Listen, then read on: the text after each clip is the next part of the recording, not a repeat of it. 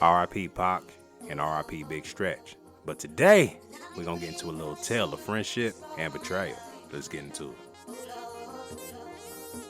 While serving life in prison, Dexter Isaac discussed the situation on when he shot Tupac Shakur.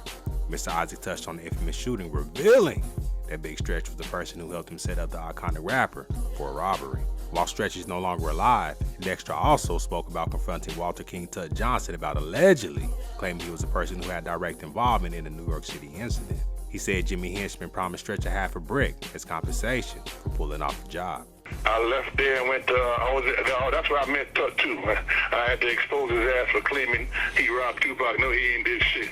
This call is from a federal prison. Oh, you was in Leavenworth with him? Yeah, we was in the same unit and everything, man. What year? Oh, y'all was on the same block. What year was that? Same block and everything. I was going to stab his ass, but he left off and checked in and shit, because he did some sucker shit. But from Leavenworth, he put a separation on me, so we can't be in the same facility no more. So you actually got you actually got a chance to see him face to face and ask him, yo, why you keep acting like you did that shit, like you did the Tupac robbery? You be asking him, you asked him that? Exactly. We sat down and talked and shit, and he couldn't answer. So after when I broke it down to him, I said, what jewelry was stuck in, motherfucker? You know, describe the jewelry to me. What was speaking? How did it go down? He was just speechless, and the whole car, everybody just looking at him like, this motherfucker here, he couldn't say shit. Wow, that's crazy. That's crazy, man, because I've encountered guys who will swear on a stack of Bibles that they seen him with Tupac jewelry in Brooklyn and all this crazy shit. That's a damn lie, man. First of all, one of the bracelets, right? It was like a handcuff bracelet, the balls with the diamonds on it. Motherfuckers ain't know that. He had another bracelet that was like a bicycle chain and shit with charms on it, right? I couldn't say that. All right, he had the diamond chain on with the chain with diamonds at each length going through it. Right, he had a big stone on the diamond ring and a smaller stone, one for $35,000 and the one for $20,000. All right, so motherfucker, even Stretch that did this shit, I took his bracelet too, yeah, and changed it and put a Spock name, my man name on it, and took off the name on it. So motherfuckers claiming they did shit. Even so hold on, homie. Claimed that he was Tupac's stepdaddy. Wrote me and shit, and wanted me to have my people meet him and give him back the chain and shit. Talk about some redemption shit. You know, them niggas ain't had shit, man. And so hold on, hey Dex. So that day that shit happened, November 30th, 1994, it wasn't just Tupac and Freddie Nichols. Stretch was with them too? Stretch was with them too, yeah. Stretch set the whole shit up. He was in cahoots. He was giving us play-by-play where they was at. On their way there, he was in communication with Jimmy and shit. You know, Jimmy promised them two big eights and shit. Wow. So he sold Pac out for a quarter brick, basically. Yeah, basically. Yeah. And Kill boy too. Wow. Yeah. They got him up out. But what motive would Stretch actually have for setting up his boy just for a couple of thousand? Beforehand, him and Pac had a gold-selling album with Thug Life, Volume 1, as well as Strictly for My Ninjas, and also Me Against the World.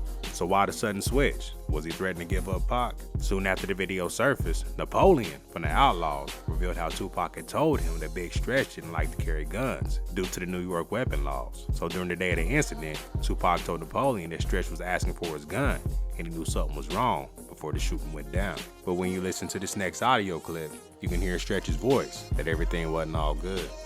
So boom, Pac turns around and he act like he's going for his joint, and then the shot went off. After the shot, boom, that nigga Pac hit the floor. Next thing I know, we down on the ground. After the shot's gone, some niggas panic and break out. Them niggas stayed there and took niggas' jewels off. Calling Pac a bitch ass nigga or whatever, you know, just kicking him and shit. That kid with the green jacket just started hitting that nigga in the head with the joint, telling that nigga to shut up. After they finished robbing nigga, they just jetted. Tupac got shot trying to go for his gun or whatever. He made a mistake on his own. He did something to his motherfucker self. You know what I'm saying? I'm gonna give him a chance to tell the world what he did to his motherfucker self. November 30th, 1995, exactly 1 year after the Quad Studio shooting, Stretch's life was taken in a fatal high-speed car chase in Queens. That night, Stretch was driving through Queens Village when 2 or 3 men drove up on him and fired at least 3 or 4 shots. 2 bullets struck him in his back, according to his relatives, and he passed away as a result of his injuries. Allegedly, Stretch robbed a big drug dealer of over 10 bricks, and despite the pressure on the street, he refused to return over the 10 kilos of the cocaine, and they say this is why the hit was issued. In a separate investigation into the execution of Jam Master Jay at Run DMC, federal prosecutors named Ronald Stein Washington as a suspect in both of the situations. But we all know street business is street business, and Reggie Wright Jr. has something to say about it. I'm tired of arguing with people on YouTube about it. Everybody want to say, oh, Tupac ain't had nothing to do with Big Stretch. Tupac, that was a drug deal, wasn't bad. That was all right. I ain't never once said that Tupac did do it, or my homeboy from the West Side, Farouk, did do it. That's dead, so I ain't snitching.